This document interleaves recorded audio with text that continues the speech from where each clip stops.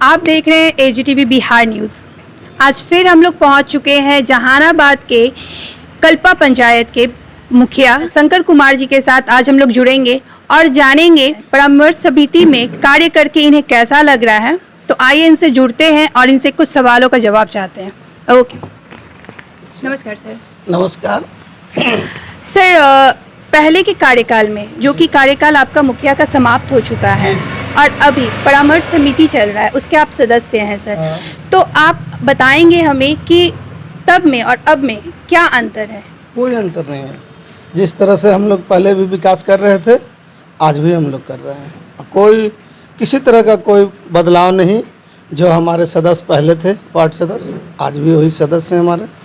जो सचिव थे हमारे पंचायत सेवक, वो भी हैं हमारे साथ।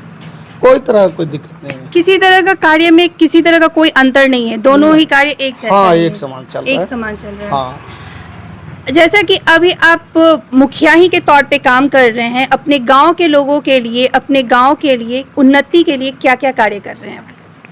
अपने पंचायत के पहले पंचायत वासियों को प्रणाम करते हैं और अपने पंचायत में जो भी आया फंड उसको हम ज़मीन पर उतारे हैं। अच्छा ढंग से कार्य किए हैं, जनता को सेवा दिए हैं और भी आने वाला समय में बहुत बेहतर सेवा देंगे। वो इसलिए कि जब हम नया मुखिया बने तो कुछ जानकारी का भी अभाव था, तो उसमें कुछ दिन तो लग ही गया और उसके बाद विकास रफ्तार पकड़ा।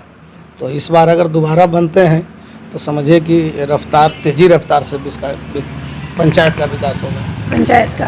तो अब आने वाले जो समय है, आने वाले समय में अगर आप मुखिया के उम्मीदवार के तौर पे खड़े हो रहे हैं, आप चुनाव जीत जाते हैं, तो आपने क्या क्या रणनीति बनाई है? क्या करना है इस गांव के उत्थान के लिए, अपने पंचायत के उत्थान के लिए आप क्या क्या कार्य करेंगे? फिर से बनेंगे तो जो भी गरीब को अनाज राशन कार्ड छूट गया है, वैसे तो हमारे रीजन में बहुत सारा राशन कार्ड बना, लेकिन फिर भी कुछ गरीब छूट गए हैं, उनका भी राशन कार्ड बनाएंगे।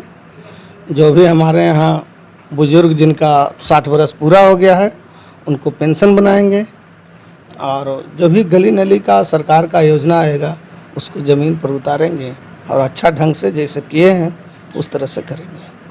आपके कहने का मतलब है कि आप ज़मीनी स्तर से कार्य करेंगे? जी हाँ, ज़मीनी स्तर से। हाँ, ज़मीन पर जो भी गाँव में समस्या है, हम उस समस्या को दूर करेंगे।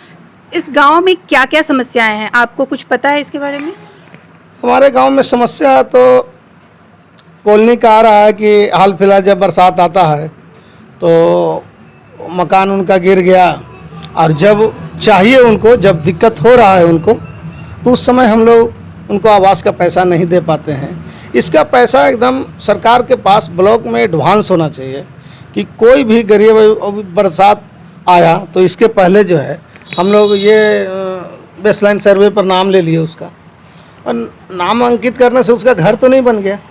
इसमें थोड़ा जल्दी किया जाए कि नाम जैसे ही दिया सर्वे कर लिया जाए कि ये गरीब उस लायक है, इसको मकान दिया जा सकता है, तो उसको जल्दी मिलना चाहिए था। अभी तो हम जब पंचायत में घूमते हैं तो अगले को मालूम है कि हमारा नाम मुखिया जी जोड़ दिलन है, लेकिन मिलत कहीं ना, हमार घर बनत कहीं ना, ये दिक्कत है।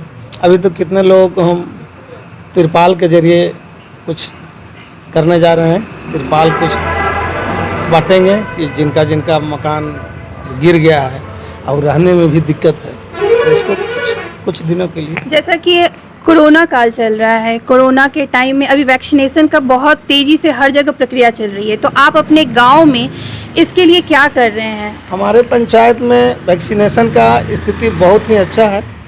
स्टार्टिंग में थोड़ा सा प्रॉब्लम था, लेकिन हम लोग उसमें प्रयास किए, बहुत प्रचार प्रसार किए, खुद जा कर के 20 आदमी 50 आदमी के साथ लिए ताकि पंचायत में मैसेज जाए ये मुखिया जी भाई ले लिए।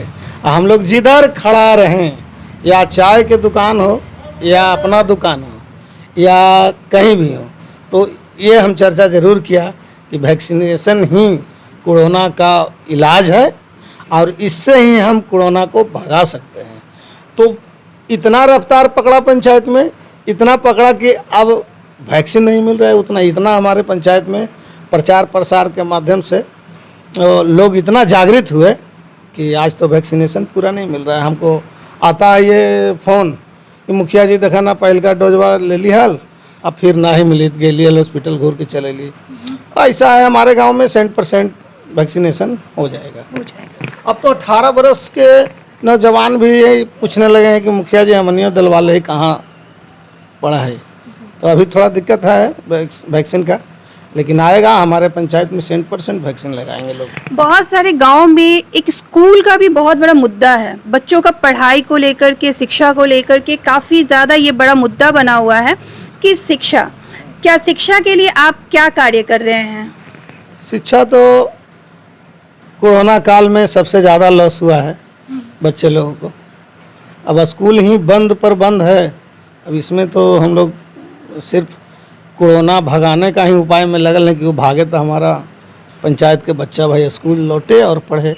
अब नेट से पढ़ रहा है, वो बहुत अच्छा पढ़ाई नहीं है।